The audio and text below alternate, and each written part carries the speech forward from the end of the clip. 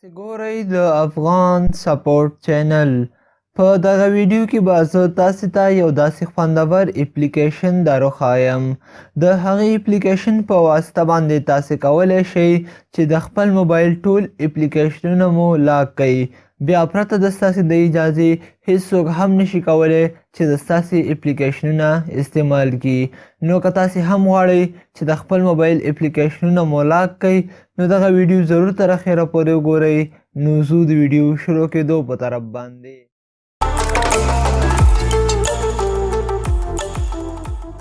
که تاسې هم غواړئ چې د خپل موبایل اپلیکیشنونه مو لاک کئ نو هغې دپاره به تاسې دغه اپلیکیشن ډاونلوډ کئ. دغه اپلیکیشن به زه تاسې ته د ویډیو په اخره کې وښیم چې دا تاسې څنګه د پلی سټور څخه ډاونلوډولی شئ. دا چې کله تاسې ډاونلوډ کو دا به تاسې خلاص کئ.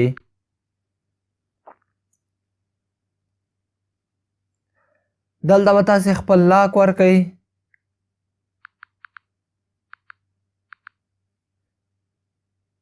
دلته به تاسې په دغه کریټ باندې کلیک وکئ. بیا به تاسې هغه لاک ورکئ. دغه سیو باندې به تاسې کلیک وکئ.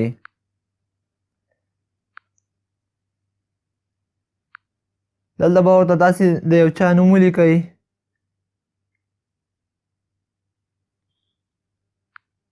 دا به سیو کئ. بیا به تاسې دغلته کلیک وکئ. دا به تاسې الاو کئ. بیا به تاسې په دغه باندې کلیک وکئ.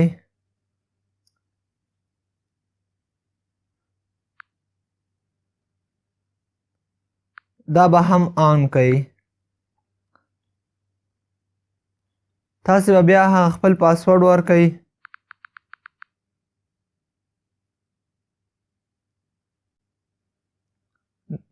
بیا به دغلته تاسې کلیک وکئ.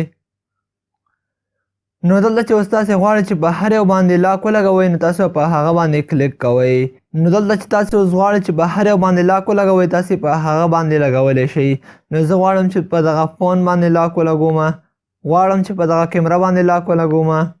نو چې تاسې دلته په هر یو باندې لاک غواړئ چې هغه ولګوئ تاسې په دغه لاک باندې کلیک کوئ.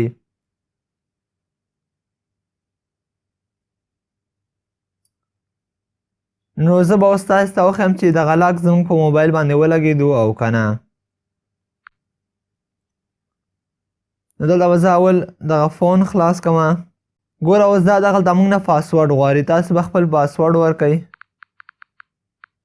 ګوره دغه موږ سره اوس خلاص شو. نو دغسې تاسې کولی شئ چې په خپل موبایل باندې په ډېرې اسانۍ سره لاک ولګوئ.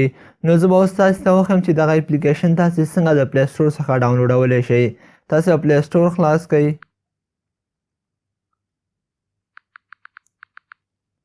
دلته به تاسې سرچ کې ولیکئ ایپ لوک پرو. دا به تاسې سرچ کئ. د دغه اپلیکیشن نوم چې دی تاسې ته به زموږ د موبایل په سکرین باندې هم ښکاري. نو تاسې هلته نه هم لیکلی شئ. نو تاسې به په دغه دریم اپلیکیشن باندې کلیک وکئ.